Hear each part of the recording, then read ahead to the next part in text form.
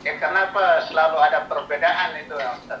Wilayahnya apa? Wilayahnya. Kita ini wilayah hikmah. Wilayah hikmah itu artinya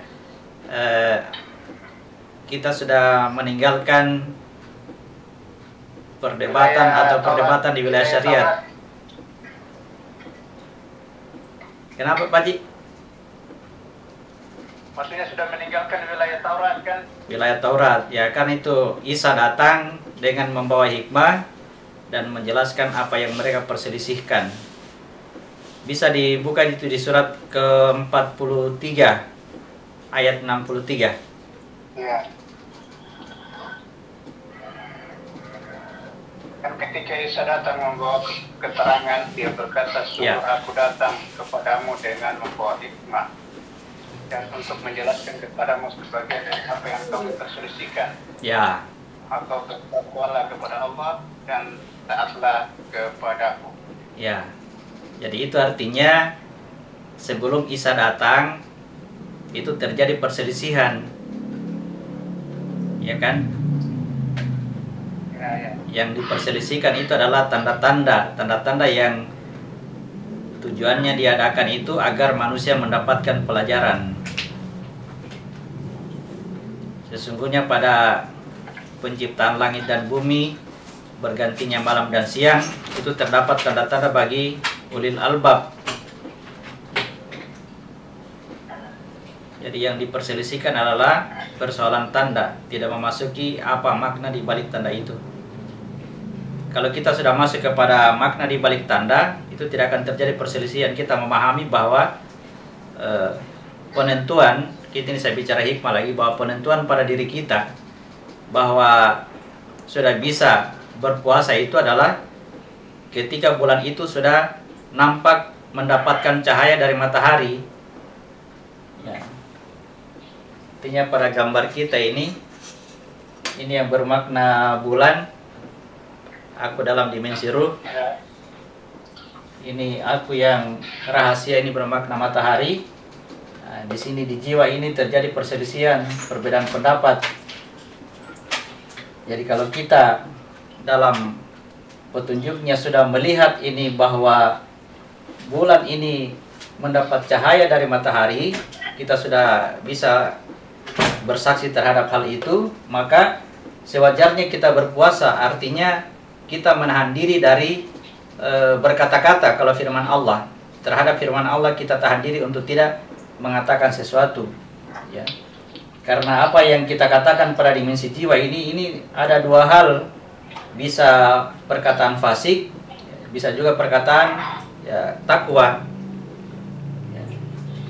Jadi ketika kita melihat bahwa matahari itu sudah menyinari bulan dan bulan nampak ada cahayanya, ya mulailah pada saat itu kita tahan diri, jangan berkata-kata.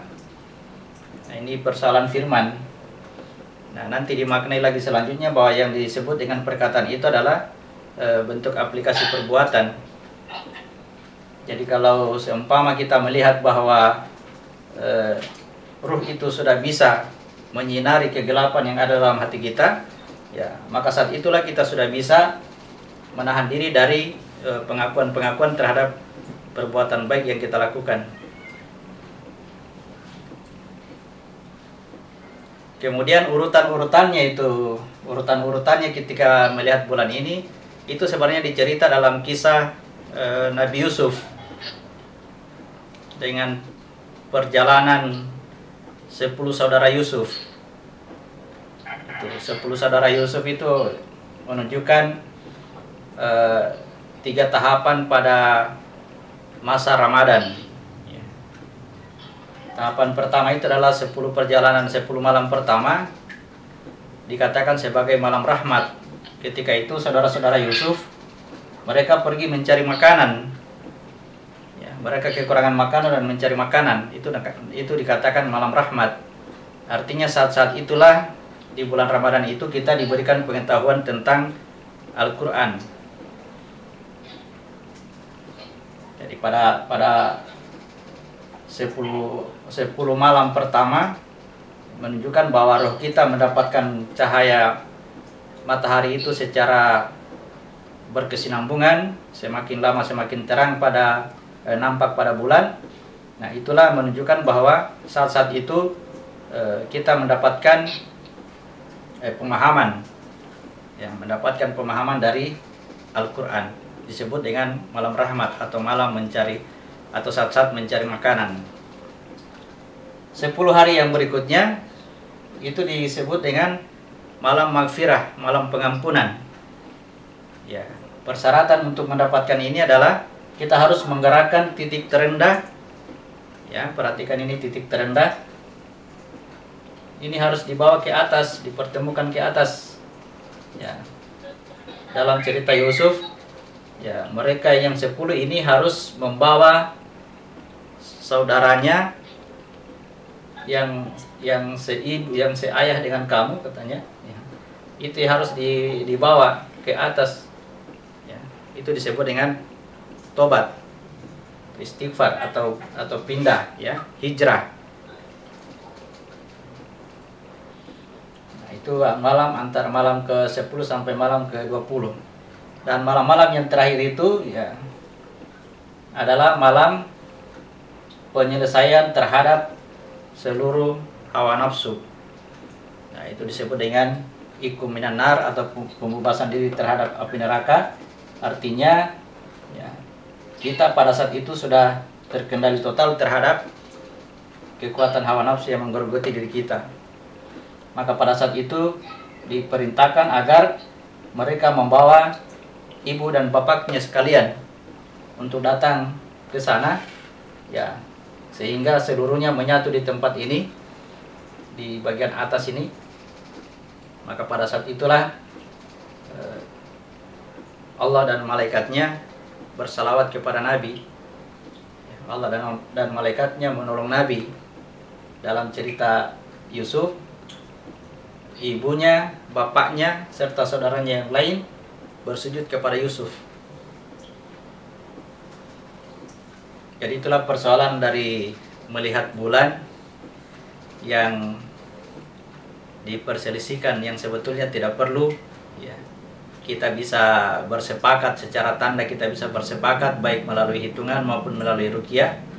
Ruqyah yang penting kita sepakat, tidak perlu ada perbedaan. Ya. Persoalannya hanya tinggal kesepakatan saja. Bersepakat, yang penting tentram, Pak Haji, yang penting damai. Jangan ada kekacauan. Apalagi saling menghakimi satu sama lain.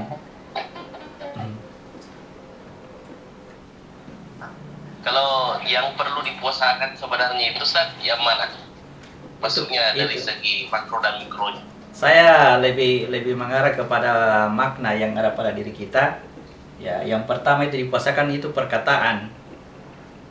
Ucapan kita itu dipuasakan. Di dalam diri kita ini ada dua bisikan. Bisikan fasik dan bisikan takwa. Kita tidak mengerti yang mana yang fasik, yang mana yang takwa. Kita puasakan. Kita tahan diri. Ya, kita diamkan. Sehingga yang keluar itu adalah perkataannya Isa. Kalau perkataannya Isa itu muncul ketika semua bisikan yang lain itu diam. Ya, didiamkan. Nah, yang kedua adalah bahwa makna perkataan ini adalah mengarah kepada aplikasi perbuatan. Kalau sudah mengarah kepada aplikasi perbuatan, itu menunjukkan bahwa kita sudah menahan diri, kita sudah mengizinkan Allah untuk menggunakan diri kita dalam hal-hal perbuatan baik, menyatakan asma Allah. Ya. Itu terjadinya di bulan Ramadan. Bulan Ramadan artinya dalam kesadaran tertinggi. Jika kesadarannya belum tinggi, ya, itu dianjurkan untuk berpuasa sunnah. Ya.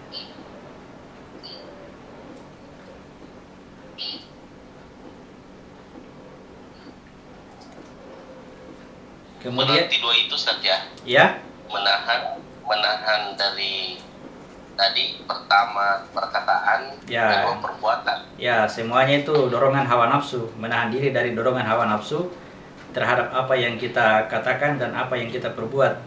Tapi pada prinsipnya itu larinya ke perbuatan. sebagaimana yang disampaikan kepada Maryam, apabila kamu ditanya oleh manusia, katakanlah hari ini saya berpuasa, saya tidak boleh berbicara dengan seorang manusia pun.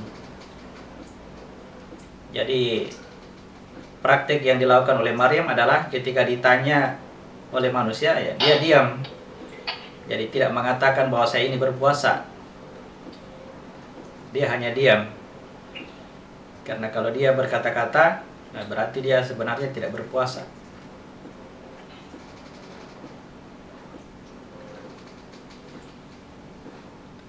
Kemudian kita lihat kesehariannya di bulan Ramadan, kita menahan diri dari makan dan minum dari terbit fajar sampai terbenam matahari. Jadi selalu itu bahasanya, kalau makanan dan minuman itu arahnya kepada pengetahuan. Ya, kalau terbit fajar sampai terbenam matahari itu wilayahnya adalah wilayah jasad, wilayah terang, ya, jasad kita lahiriah. Ya, pada saat ini yang ada adalah bahasa-bahasa yang keluar dari kekuatan hawa nafsu. Ya. Pengetahuan yang keluar dari situ adalah pengetahuan yang ditumbuhkan oleh bumi. Jadi dilarang makan dan minum. Kalau makan artinya dikunyah, baru ditelan. Kalau minum artinya pengetahuan yang sangat mudah untuk ditelan, tidak perlu dikunyah. Nah, itu ditahan, tahan dari ya, pengetahuan-pengetahuan yang ditumbuhkan oleh bumi, yang berasal dari pengetahuan manusia, dari hasil pemikiran manusia. Baik itu yang disebut dengan ya wahum qulubun yafqahuna biha, dengan kalbunya dia ya berfikih sehingga muncullah ilmu fikih, ilmu yang dimunculkan oleh manusia. Itu tahan ya. Nanti pada saat malam, kalau malam itu sudah bermakna, malam ini sudah bermakna batiniah, ini sudah bisa bergaul dengan istri. Artinya ketika ini kita sudah mencapai kekuatan jiwa dalam diri kita, kalau kita bergaul dengan istri, maka istri itu terkendali. Ya, hawa nafsu itu terkendali. Istri itu menjadi orang yang dipimpin.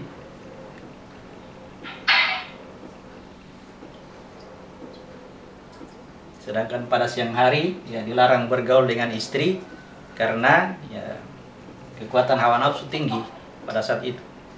Pada saat kita berada pada dimensi lahiriah, dimensi jasmani, dimensi jasad.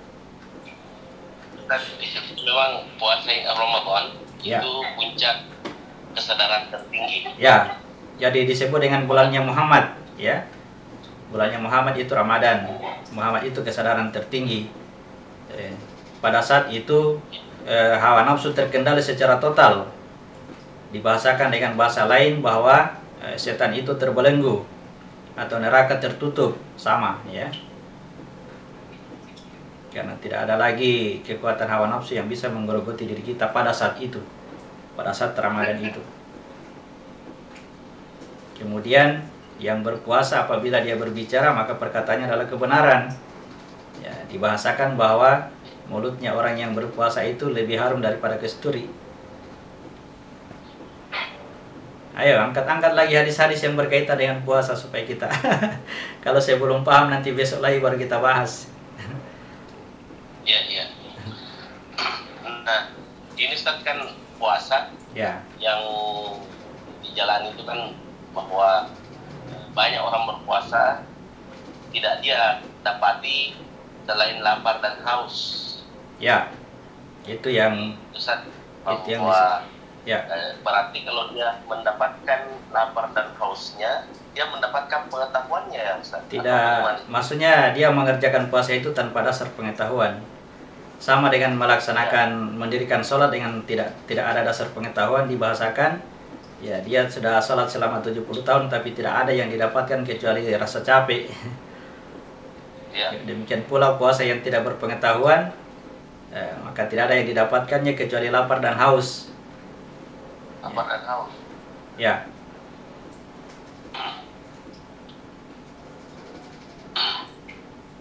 Selain hukumnya, ya, itu juga harus dilaksanakan. Maksudnya, ya alhamdulillah lah ya orang yang paham hikmahnya, tapi hukumnya tetap harus jalan. Ya, harus jalan karena ini kita berada di wilayah tanda di wilayah kita sekarang, alam lahiriah berada di wilayah tanda. Ini tidak boleh dirubah, ya, supaya hukum Allah itu tetap berjalan, sunatullah itu tetap berjalan dengan rapi.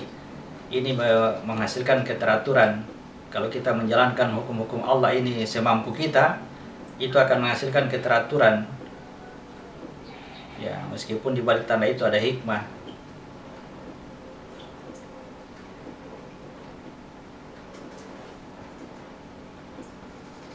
Selain dari itu, maksudnya bulan Ramadan ini selain dari tadi membentuk untuk kesadaran tertinggi, itu kenapa harus di bulan 9, Ustaz?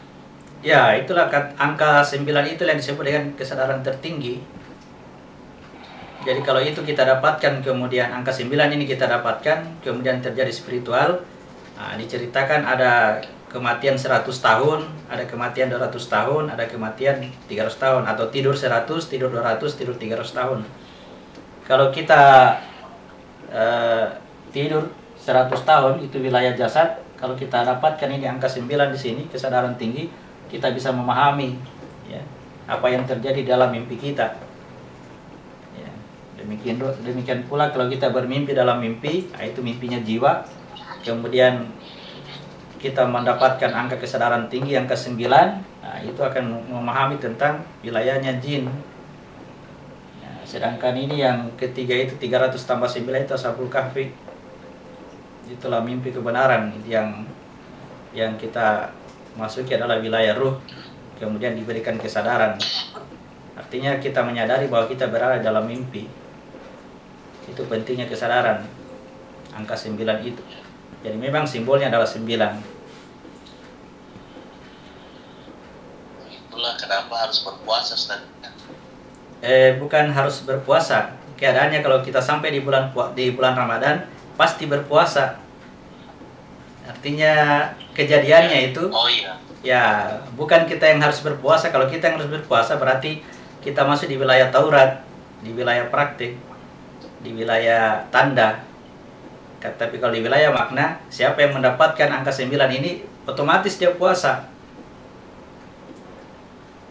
iya. Itu puasa yang sebenarnya.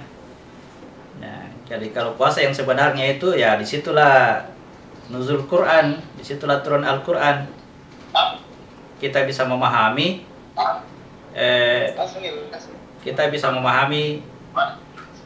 ayat-ayat Al-Quran yang kita pelajari. Yang tadi yang saya katakan tadi, ketika bulan Ramadan itu datang, itu saya katakan dia disebut sebagai tamu yang sangat agung, tamu yang sangat mulia, yang keberadaannya pada diri kita tidak selamanya, pada waktu-waktu tertentu.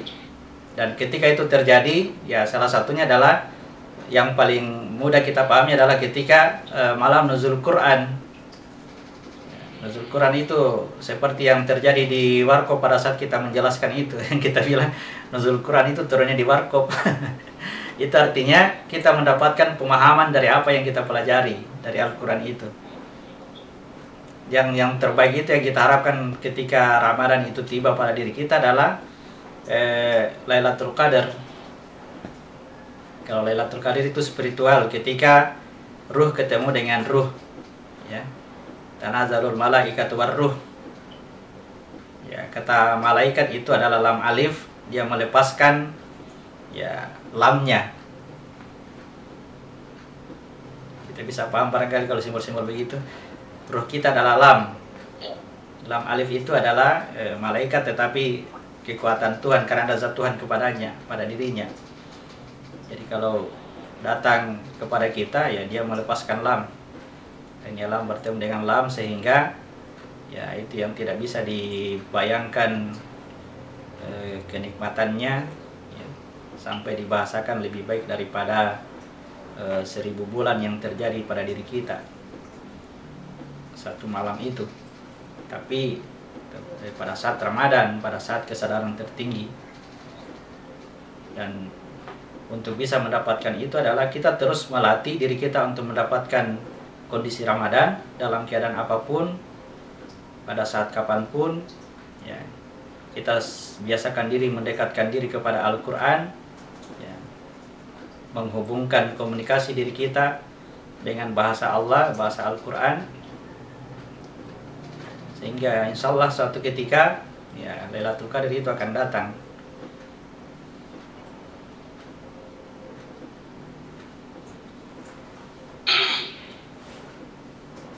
Kemudian apalagi, membayar zakat pada bulan Ramadan itu sangat dianjurkan. Dipastikan diterima. Iya. Dipastikan ya. Zakat pada bulan Ramadan dipastikan diterima, tidak ada keraguan. Iya, bagaimana itu, Ustaz? Zakat kan mengeluarkan segala kemampuan kita, segala apa ini yang kita miliki untuk diserahkan kepada Allah. Dalam hal ini kita memberikan manfaat sebesar-besarnya kepada manusia dan lingkungan, tetapi pada saat itu adalah kondisi kesadaran tinggi sehingga tidak ada ikatan hawa nafsu. Ya, kalau itu yang terjadi, maka zakat itu tadi akan membentuk wadah yang baru, wadah pengganti dari jasad kita yang tidak akan ada cacatnya. Karena kalau mampu menahan hawa nafsu pada saat mengeluarkan zakat, itu yang tergantikan, katakanlah kalau mengeluarkan zakat dengan tangan, yang tergantikan bukan hanya tangan, tetapi seluruh wadah, seluruh jasad kita. Itu yang sangat kita harapkan. Jadi sama maknanya dengan Jumat Berkah. Jumat Berkah, karena pada hari Jumat itu segala sesuatu yang berpasang-pasangan sudah disatukan. Ya, kalau segala sesuatu sudah disatukan, maka tidak ada lagi kekuatan hawa nafsu pada saat itu. Maka ketika bersedekah, ya dipastikan akan berkah, akan menghasilkan yang lebih baik daripada apa yang kita dapatkan sekarang, jasad kita yang sekarang ini.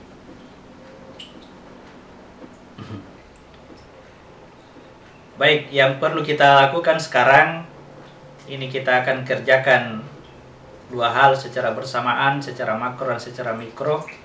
Ya, kita berpuasa sebagaimana aturan hukum yang berlaku secara syariat, kita ikuti itu. Kemudian ya kita maknai juga, ya kita bawa juga kepada makna. Maka yang harus kita lakukan itu adalah ya berbanyak baca Al-Quran. Kata baca Al-Quran yang saya maksud ini bukan hanya bahasa Arabnya, tapi sambungkan komunikasi antara diri kita dengan firman Allah. Jadi gunakan bahasa kita. Bersyukurlah kalau kita mengerti bahasa Arab. Kalau belum mengerti bahasa Arab, silakan baca terjemahannya. Ya, meskipun dalam kondisi kita saat ini mungkin belum memahaminya, tapi insya Allah kalau kita mendekatinya terus, satu ketika Allah akan mengajarkan kepada kita.